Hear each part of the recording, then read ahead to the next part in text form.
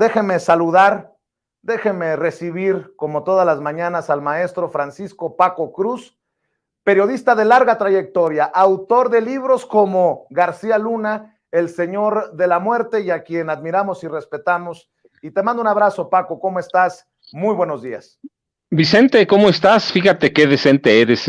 Dijiste los estudios de Carlos Loret de Mola. En realidad son los estudios de Roberto Madrazo Pintado y de Silvano Aureoles Conejo, dos pillos de carrera, dos saqueadores de las arcas del Estado, de los gobiernos, uno de Tabasco, el otro de Michoacán, pero fuiste muy decente en los estudios de Loret. Y luego, mira, eres muy condescendiente con Carlos, dices, no fue a Nueva York. ¿Cómo va a ir a Nueva York, Vicente? Él va a guerras, anda entre las balas, entre tanquetas, él va a desbaratar bandas de secuestradores. ¿Cómo pides que vaya a un juicio si le gustan las emociones fuertes al muchacho? Este, entonces eres muy condescendiente, pero bueno, mira, hay que recordarlo, de quién es nieto, de Carlos Loret de Mola Medis, un tipo que primero que llega con la sombra del PRI. Sí, llega con la sombra del PRI, con toda la carga que significaba el dedazo. Pero segundo, es un tipo torturador.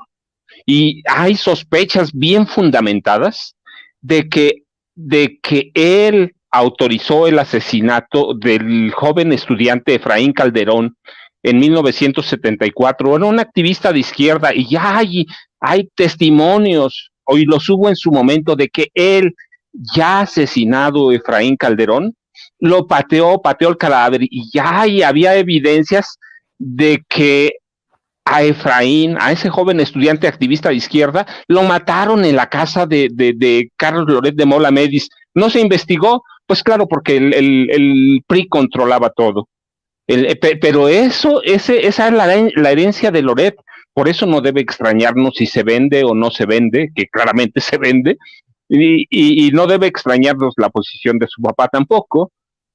Carlos Loret de Mola, que es un tipo, mira, lo hemos platicado varias veces, yo insisto, Carlos Loret de Mola es de los periodistas que, al margen de la corrupción que se da en el periodismo viejo mexicano, es un tipo que debía estar en la cárcel porque permitió la tortura en vivo. No solo permitió ese montaje, permitió la tortura en vivo de una persona. Pues si su abuelo mató a un estudiante, permitió la tortura, o sea, llevaba el mismo camino que el abuelo. ¿Por qué lo toleran? Bueno, pues porque el periodismo mexicano viejo es un gran negocio, es un gran negocio. Él servía a Televisa. ¿Quién era Televisa? Recuérdalo. Un soldado del PRI, un soldado del presidente de la República, una empresa que hacía televisión. Bueno, yo digo que la sigue haciendo, pero digamos en el viejo Azcárraga, el Tigre, hacía televisión para jodidos, hacía televisión para negociar. Y ahora, ¿para quién trabaja? Pues lo mismo, trabaja para las mafias del PRI, porque no nos vayan a decir ahora que Roberto Madrazo Pintado, ya retirado por lo menos momentáneamente la película, ahora de la política, ahora es un político decente o un empresario decente. Y Silvano Aureoles Conejo, que en el apellido lleva la penitencia, pues también. Entonces, ese es Loret, esos son los Loret. Hay que verlos en todo ese contexto. Su abuelo era un gobernador echeverrista, era un gobernador, y el asesinato de Efraín Calderón se da en el marco de servir a esos grupos echeverristas. Entonces hay que entenderlo en ese contexto. Oye, Paco, Sí, Vicente. ya que estamos hablando del priismo, pues resultó peor el nuevo PRI que el de los dinosaurios. Se andan apuñalando por la espalda, políticamente hablando, para que luego no me vayan a decir que se promueve la violencia, no, políticamente hablando, al Chino Chong se le aplicó Alito, y yo pregunto, ¿cómo es que Alito sigue gozando de tanto poder después de ser exhibido como lo ha exhibido Laida Sansores? Yo pregunto, ¿qué secretitos les conocerá? Bueno, se va el Chinochón como coordinador del Senado, llega Manuel Añorbe, un beltronista, un hombre cercano a don Beltrones, perdón, a Manlio Fabio Beltrones, y en momentos en que hay tanto exgobernador, a ver, Eugenio Hernández, Roberto Borge, César Duarte, Javier Duarte, Tomás Yarrington, Roberto Sandoval, a la madre, por lo menos media docena de exgobernadores del PRI. El de Quintana Roo, Villanueva. No. Y si le sigo, le voy a sacar un pergamino. Todos exgobernadores del PRI en el bote, tras las rejas. ¿Cómo se entiende este pleito? Y quiero que dejemos, como digo yo, Paco, la víbora chillando, porque la gente no se puede confundir. La gente no se puede distraer. Esta es la gran mafia del poder. Ya vimos al PAN, obviamente manchado y callado por el tema de García Luna, y ahora el PRI con estos pleitos, piquetes de ojo y de otras cosas, mi querido Paco. Vicente, mira, en realidad lo que es una lucha de mafiosos caníbales. Son mafiosos, ahí no hay ninguna duda. Hay que ver la carrera de Miguel Ángel Osorio Chong desde que empieza en Hidalgo. Hay que ver la carrera de Alito como gobernador, y antes era un porro universitario. Son dos mafias de las tantas que se crearon en el PRI históricas, que es un pleito caníbal entre mafiosos. ¿Por qué? Por los despojos del partido, y que no es cosa menor, hay que decirlo. ¿Qué se están peleando? Bueno, no tienen gubernaturas, ya casi no tienen nada. Están peleándose el presupuesto federal a que se da a través de línea a los partidos, y que este año solo para el PRI le correspondieron casi 1,100 millones de pesos. Sin gubernaturas, casi sin alcaldías. ¿Qué les queda? El presupuesto federal. ¿No es mucho o es poco? No, yo digo que 1,000 millones es mucho dinero porque sale de nuestros impuestos. Es mucho dinero, pero mira, son personas que no están acostumbradas a trabajar, que no están acostumbradas a hacer nada, que están acostumbradas a robar, a robarse el presupuesto. Encontraron desde la creación del Partido Nacional Revolucionario en 1929, y luego del PRI en 1945-46, encontraron la forma de robar lícitamente, de desviarle el presupuesto. Entonces lo que se están peleando en este momento son los despojos que deja el INE, y que no es una bicoca, son 1,000 millones de pesos mensuales. Mientras no hay elecciones federales y mantengan ellos el nivel de votación que tenían, lo mantienen porque no hay elecciones federales, pues van a mantener ese presupuesto.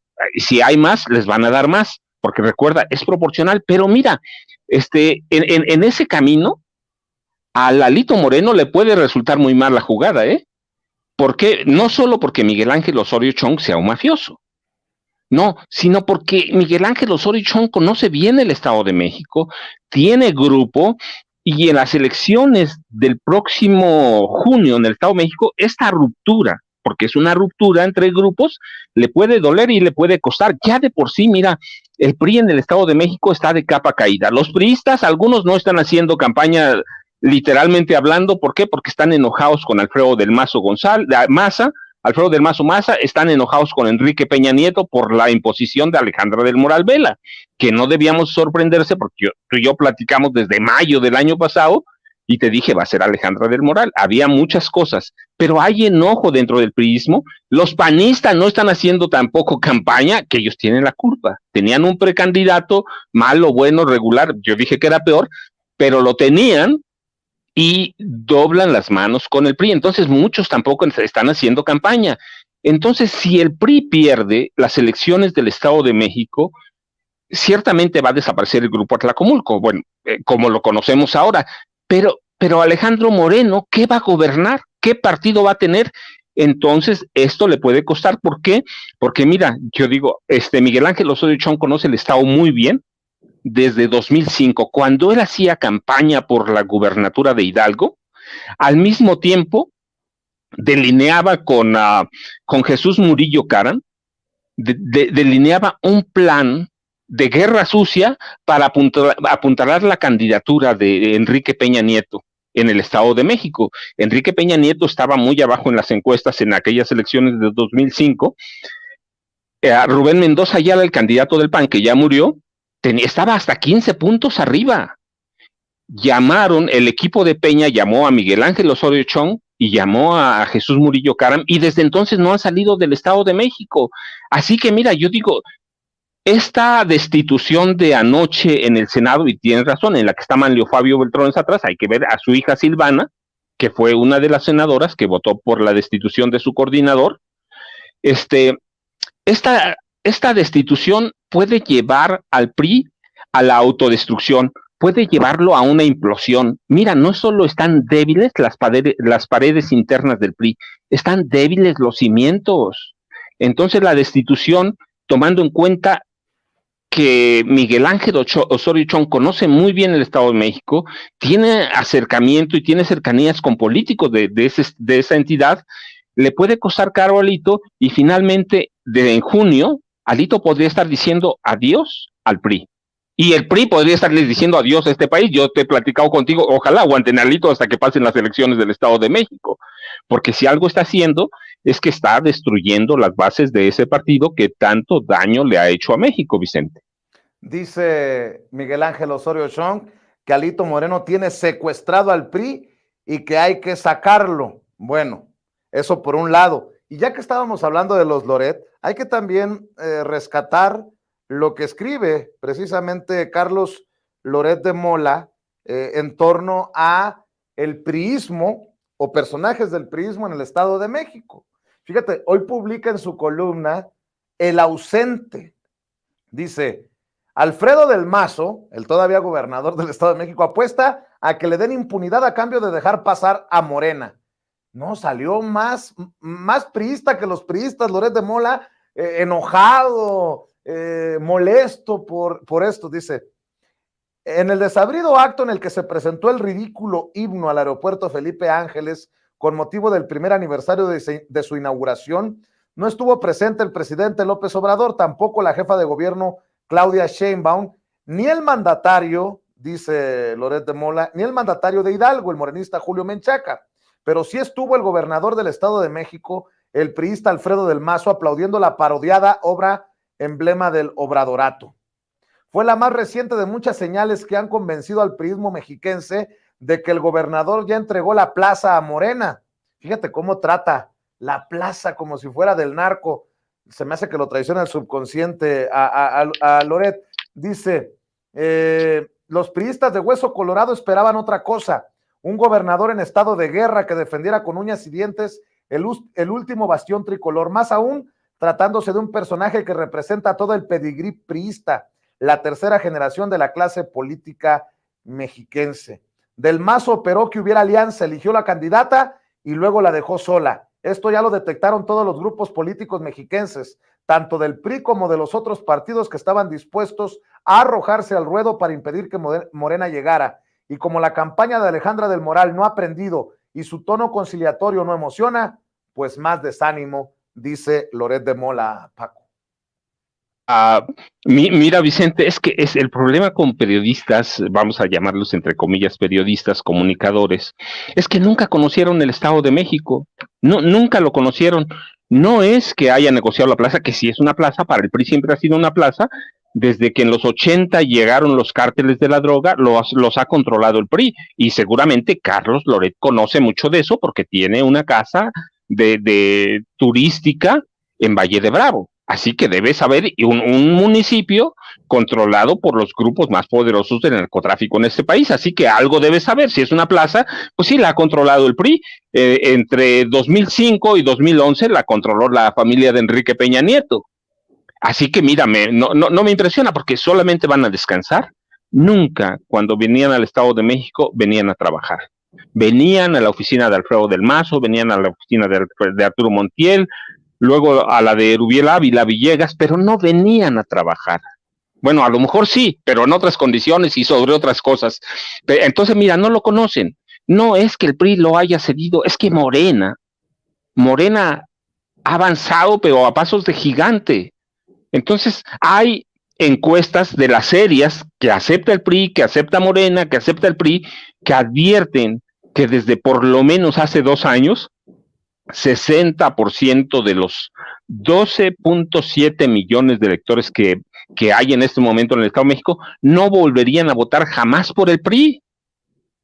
Y que si hubiera una rendija para el triunfo priista sería a través de fraude, como ha sido históricamente desde 1942, cuando se conforma el Grupo Tlacomulco.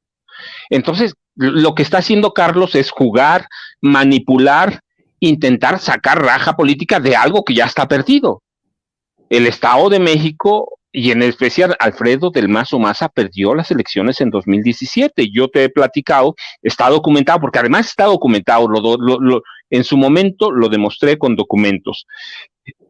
El PRI perdió las elecciones en 99 y en 2005, si no hubiera sido por la guerra sucia que coordinaron Miguel Ángel Osorio Chong y Jesús Murillo Caram, habría ganado el PAN también.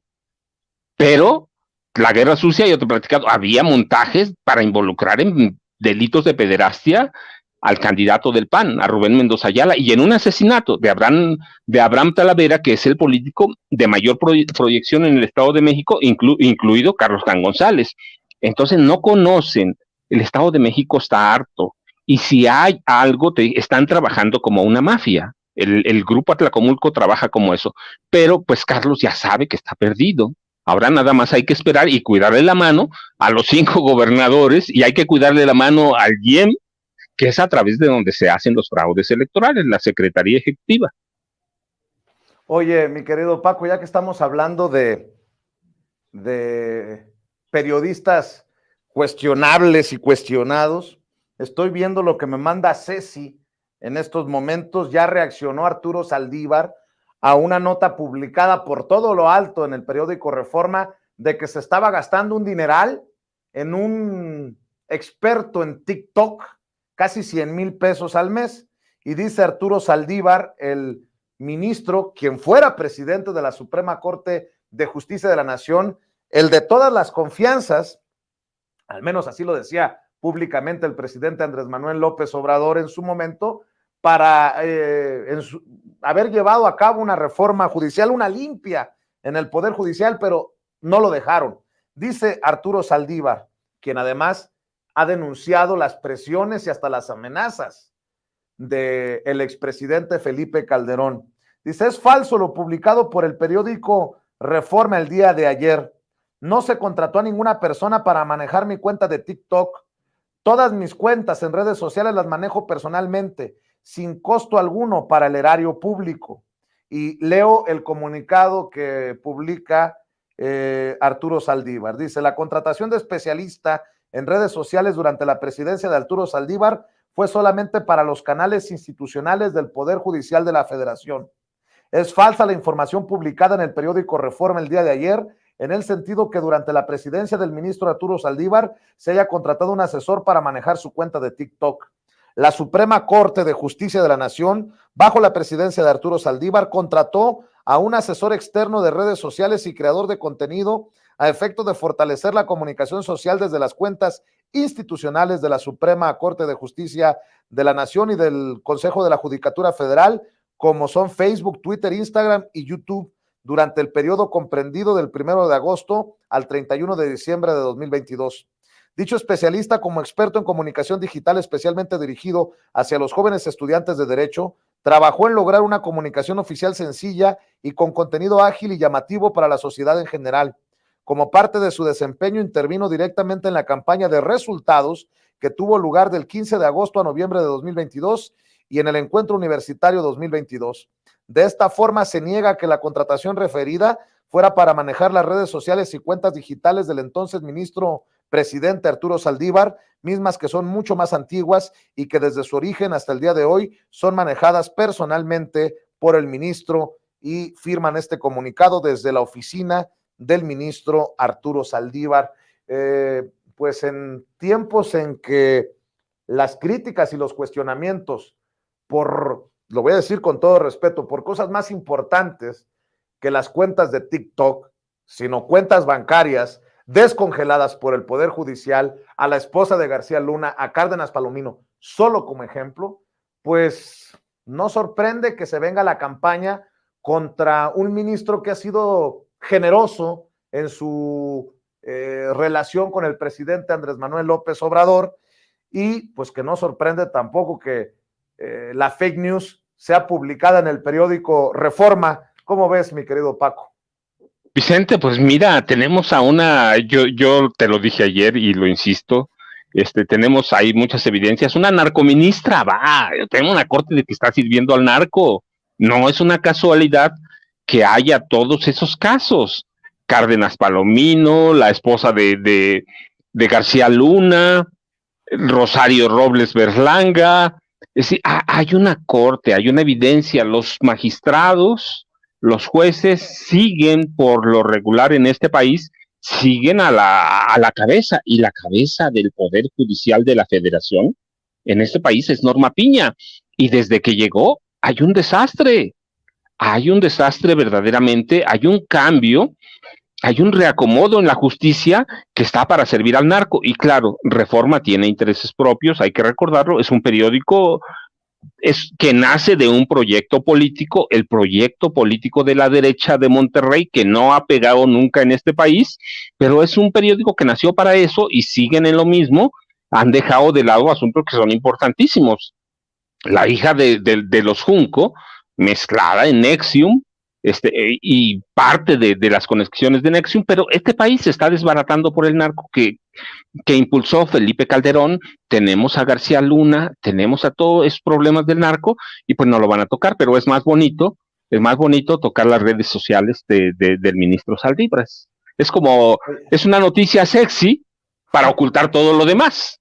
Exacto, un distractor, una cortinita de humo. Oye, Paco, y grábeme, don David, en la oposición, incluso en los medios de comunicación, ha volado eso de que el presidente tiene nexos con el narcotráfico, el presidente Andrés Manuel López Obrador, porque saludó a la mamá de Joaquín Guzmán Loera, el Chapo, allá en Badiraguato. No sé si tenga por ahí la foto, don David, o que me busque por ahí el video o la fotografía de ese momento, porque, bueno, han sido los grandes. Es más, Anabel Hernández, la autora de Los Señores del Narco, en algún momento cuando Carmen Aristegui le pregunta, ¿pero dónde están las pruebas? Pues ahí está la foto del saludo de Andrés Manuel López Obrador a la mamá del Chapo. Bueno, han asumido pues que ahí está esta fotografía, ¿no? Del presidente saludando a la señora, que ha sido tomada como prueba de un nexo. Bueno, pues obviamente es una vacilada, o son muy perversos, pues, para decir que esto es una prueba de algo. Pero si esa es la lógica, póngame en pantalla el saludo de Lorenzo Córdoba en Estados Unidos con un conocido personaje, mi querido David. Esta. Si la oposición dice que el saludo de el presidente López Obrador a la mamá del Chapo confirma un nexo con el crimen organizado, podríamos hablar de un nexo golpista de Lorenzo Córdoba, de una campaña para intentar un golpe en México. Digo, es conocido golpista, alguien que ha avalado un golpe de Estado, por ejemplo, contra Evo Morales en Bolivia. No lo reconoces, Luis Almagro, el secretario general de la OEA, que publicó este tuit precisamente. Me reuní con Lorenzo Córdoba, consejero presidente del INE, dialogamos sobre la necesidad de transparencia en los procesos electorales y el desarrollo que ha tenido el INE al respecto, destacándose la imparcialidad y capacidad profesional de sus funcionarios. Yo sé obviamente que es tan ridículo, pero a lo mejor no. La idea de que una fotografía nos puede dar idea de lo que anda haciendo Lorenzo Córdoba en Estados Unidos. Mi querido Paco, confirmada la reunión, pues, que adelantábamos ayer aquí en Sin Censura, Lorenzo Córdoba buscando a Luis Almagro. Bueno, mira, es que son cosas bien distintas que parecen iguales, pero no. A la mamá del Chapo no se le ha confirmado que sea narcotraficante. Los papás no tienen culpa de nada. de que los hijos sean como son, sí, no se le ha comprobado, y sí está probado que va, la señora le fue a pedir ayuda, pero no es un secreto, incluso le mandó una carta al presidente, El como se propio la manda presidente cual... lo ha dicho. El Sí, propio claro, es presidente lo decir, ha dicho. no se ha escondido nada. En cambio, la otra, pues Luis Almagro, el diplomático uruguayo, sí está probado que es un golpista y está probado que promueve golpes de Estado. Y en el momento que él reconoce el trabajo del INE, se le olvida que es una institución que verdaderamente ha estado inmersa en unos fraudes terribles. Y nada más hay que recordar a Monex y a Vancomer en la campaña de Enrique Peña Nieto. El INE ha sido un aparato electoral al servicio del PAN y al servicio del PRI. Yo, mira, recuerdo, fíjate, ahora me vino a la memoria aquella frase de quién era Luis Reyes Rodríguez Mondragón, que dijo, ojalá se muera este viejo que despacha en Palacio Nacional. De ellos sí está probado que son golpistas, está probado por la historia de que sí hay una campaña contra el presidente López Obrador, pero bueno, esos temas no tienen cabida en muchos periódicos. Sí, Luis Almagro es un golpista, Lorenzo Córdoba y Vianello es un golpista, pero además es un tipo que ha permitido no solo los fraudes electorales, como el de Enrique Peña Nieto, sino los de Alito. ¿Hace cuánto se presentó la denuncia por los primeros audios, las primeras conversaciones de Alito Moreno? Hace 10 meses más o menos, va a cumplir un año. No han podido investigar nada. Y si hay en proceso una campaña para impulsar un golpe desde el primer día de la administración del presidente López Obrador, y entre esos personajes de extrema derecha, de derecha, conservadores, destaca la figura de Lorenzo Córdoba Vianello, que está, mira, lo bueno es que ya estamos a cuántos, a 10 días de que se vaya. Sí, Se va justamente el día que empiezan las campañas políticas en el Estado de México. Entonces, si es un golpista, y el INE no tiene nada del prestigio que dicen que tiene, pero eso no lo van a ver, eso lo podemos decir nosotros, lo podemos documentar, lo podemos hacer de aquí. Entonces hay que separarlo. La mamá del Chapo fue una mujer que nadie, yo no he visto un periodista de esos que dicen que el presidente es un narco, que vaya a documentar que la mamá del Chapo es una narcotraficante. No se ha probado, como podemos probar que el papá de García Luna era un raterillo en Michoacán y que por eso huyó en el 68 de Michoacán y que nadie lo quiso ver. Sí, eso no lo van a documentar, pero son cosas distintas, nadie. Y podemos probar que la campaña para involucrar al presidente López Obrador en temas del narcotráfico vino de un par de senadores de Estados Unidos el año pasado, y en esa se montaron periodistas mexicanos, se montaron periódicos y se montaron personajes. Yo recuerdo, mira, como Francisco Labastida Ochoa, que fue un impulsor y protector de narcotraficantes cuando fue gobernador de su estado.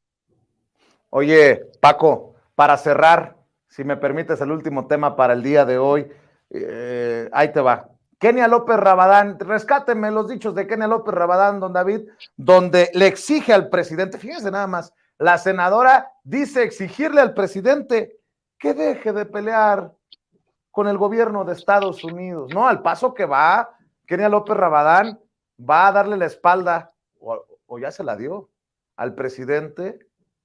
En fin, vea y escuche. Gracias, presidenta. Estados Unidos asumió el compromiso con distintos países mitigar la delincuencia, la migración y las violaciones a los derechos humanos. Uno de esos países es México. Por ello, este lunes 20 de marzo, el Departamento de Estado de Estados Unidos de América hizo público el informe de países sobre práctica de derechos humanos 2022. Este informe se entrega al Congreso norteamericano desde hace 50 años. Se estudian cerca de 200 países. Este año se estudiaron 194. En él se escucha la voz de los defensores de derechos humanos, de periodistas, de académicos, de organizaciones. Además, se estudian los informes presentados por los propios gobiernos. El informe remitido al Congreso norteamericano refiere sobre México que la violencia e inseguridad persisten en todo el país, que las detenciones arbitrarias y homicidios, así como las masacres y las desapariciones, han incrementado. También refiere que hay una persecución a periodistas desde el gobierno de López Obrador. Incluso se dice que en México se limita la libertad de expresión con el quienes quieren las mentiras. Y también refiere este informe del Departamento de Estado de Estados Unidos que hay impunidad en torno a los ataques y asesinatos a los periodistas. Este documento dice que los funcionarios de migración y de aduanas victimizan a migrantes y a solicitantes de asilo en nuestro país. Ante esto, todos sabemos que este informe de Estados Unidos es una realidad que se vive en México. El presidente el día de hoy, en su mañanera, de manera iracunda, ya sabemos que ese es tu estilo, lo llama bodrio. López Obrador no acepta esta realidad que se le grita en México y que hoy también se le exige en Estados Unidos. Concluyo, presidenta.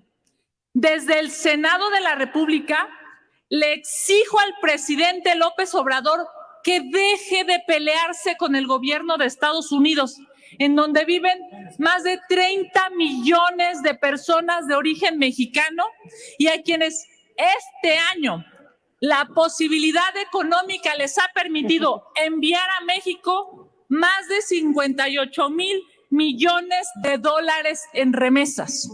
Este gobierno, con sus acciones, no solo daña a México, senadora, también daña a los mexicanos en Estados Unidos. Es cuanto, presidente. Le adelanto, Kenia López Rabadán, que le van a dar una sorpresa los mexicanos desde Estados Unidos en el 2024 cuando voten, para que se dé cuenta lo desconectada que está de ese mexicano de a pie. Por cierto, Kenia, quienes les tomaban fotos así, artísticas, machuchonas, esa muchacha, ese muchacho, son pagados, mire, 1, 2, 3, son pagados por usted, son pagados por el PAN, son pagados por el Senado, porque digo, comparta las fotos a ver cómo quedaron por lo menos, ¿no? ¿Para qué se usan? ¿Quién pompó? Y ya que estoy escuchando, yo no había escuchado, había visto, pero no había escuchado este mensaje en el Senado ayer de Kenia López Rabadán. Creo que nunca estuvo más correcto, más puntual el senador Héctor Vasconcelos de Morena. Dice el senador Vasconcelos, hay legisladores a favor de que Estados Unidos se comporte como un gobierno global. ¿Quiere ejemplos? Lo acaba de ver Kenia López Rabadán. Tus comentarios, mi querido Paco, para cerrar. Mira, pues es que, mira, uno se quiere poner serio verdaderamente, pero son políticos aldeanos todavía, pueblerinos. Lo que está diciendo la senadora Kenia López Rabadán es en realidad, señor presidente, por favor, agache la cabeza frente a Washington, como lo hizo Felipe Calderón Hinojosa, como lo hizo Vicente Fox Quesada, y lámale las botas al presidente Biden. Le está diciendo prácticamente que se entregue, que no diga nada y que sí, que Estados Unidos lo está reconociendo ella, es el policía del mundo. Mira, pero son esos senadores, esos legisladores, periquitos que repiten como muchos periodistas viejos que les dicen, mira, es que Washington dice esto. Y entonces se hincan y se persignan y dicen, ojalá y vengan a intervenirnos. Pues eso es la política aldeana y que están sorprendidos porque nunca imaginaron, ni siquiera en sus peores pesadillas, nunca imaginaron que el presidente López Obrador saldría respondón y tampoco imaginaron que un presidente sería tan querido en Estados Unidos por la comunidad mexicana. No es que yo lo diga, el presidente López Obrador tiene la autoridad moral para hacer lo que hace, primero porque lo sí conoce de política exterior, aunque nunca le dieron ese crédito. Segundo, conoce lo que está haciendo, y tercero, conoce cuánto lo quiere la comunidad mexicana en Estados Unidos, se lo demuestran cada que va, y mira, tiene autoridad para eso. ¿Alguien en algún momento se imaginó que un presidente mexicano iba a ser tan querido como López Obrador? No. Mira, puede gustarle a mucha gente, puede no gustarle, pero las muestras de cariño al presidente López Obrador son patentes, aunque no vaya, se las hacen saber, se las hacen llegar, y tú acabas de estar recién en Nueva York. Tú sabes, la gente lo hace patente, pero senadores, legisladores como Kenia López Rabadán, pues tienen ese aire provinciano, ese aire de que Estados Unidos es la policía del mundo, de que Estados Unidos desde Washington nos puede dictar qué hacer. Hay que ver lo que no estudian, mira, sí estudian, leen el informe y escuchan las amenazas de legisladores de extrema derecha de Estados Unidos, y la repiten aquí, pero no han estudiado lo que ha pasado. Yo te decía, en Colombia, en 2009 llegan a un acuerdo y crean cárteles invisibles que ahora controlan desde Estados Unidos. Oye, Paco, y mira, sí. Dice Kenia López Rabadán, todos sabemos que es cierto lo que está en el reporte de Estados Unidos. Si ese es el caso, te voy a pedir que cuides, no vaya a entrar pateando la puerta a Andrés Manuel López Obrador y me vaya a mandar a los calabozos ahí en Lecumberri, o me vayan a meter ahí en el calabozo en Bucareli. Estoy nervioso. Te voy a dar un dato solamente. Ayer hablamos de todos los miles de muertos que nunca vio el Poder Judicial de la Federación. En el gobierno de Calderón fueron asesinados, ejecutados 101 periodistas, y ninguno de estos panistas dijo nada. En el gobierno de Enrique Peña Nieto fueron asesinados 96 periodistas, y alguna vez te he leído, porque además lo tengo completo, tengo los estudios completos, podemos documentar asesinatos de periodistas desde la Revolución, y en concreto, para darle sentido, desde Luis Echeverría, como el PRI y luego el PAN vinieron asesinando sistemáticamente periodistas, los gobiernos, los funcionarios, los empresarios. Ahora sí hay muertes, pero son a través de grupos del crimen organizado. No hay una orden como la hubo antes de que el gobierno desapareciera periodistas. El caso de Manuel Buendía es el caso más significativo, y lo dijo en su momento Granados Chapa, el primer asesinato de la narcopolítica mexicana. Pero hay políticos desde los 60 a los 70 políticos del PRI y luego del PAN, que asesinaban periodistas. Hay que ir a Chihuahua y hay que ver las condenas de políticos panistas por asesinatos de periodistas. Hoy, sí, lamentable, lo hemos dicho, no se vale una sola muerte, no de un periodista, de quien sea, ni de mujeres, ni de niños, pero las hay, pero están matando. ¿Quién está matando a los periodistas? Pues hoy hay muchas evidencias de que son los grupos del crimen organizado, cuando antes los mataban los gobiernos, los políticos. Y en el gobierno de Felipe Calderón, que todavía se atribuye asesinatos políticos, fueron 101 periodistas asesinados, y en el de Peña, 96 documentados con nombre y apellidos, Vicente. Pues mi querido Paco, los datos duros ahí están. Ojalá que nos vea y nos escuche la senadora Kenia López Rabadán. Mi querido Paco, como siempre agradecido por precisamente tus comentarios, tus opiniones en este espacio libre como el viento. ¿Por qué no cerramos, maestro, invitando a la gente para que busque como referencia para entender la realidad en torno a Genaro García Luna, al PAN, a Felipe Calderón, tu libro? Que busquen tu libro, García Luna, El Señor de la Muerte, en sus librerías favoritas, en las tiendas de autoservicio, y obviamente que te apoyen también en tus redes sociales, maestro. Vicente, pues yo muchas gracias, ya sabes, un abrazo para todos, @Paco Cruz Jiménez en Twitter, Francisco Cruz Jiménez en Facebook, y mañana nos vemos, Vicente, que es el cierre de semana. Claro que sí, te mando un abrazo, maestro, el maestro Francisco Gracias. Paco Cruz, hablando con nosotros sin censura. Buenas tardes. Y ya llegaron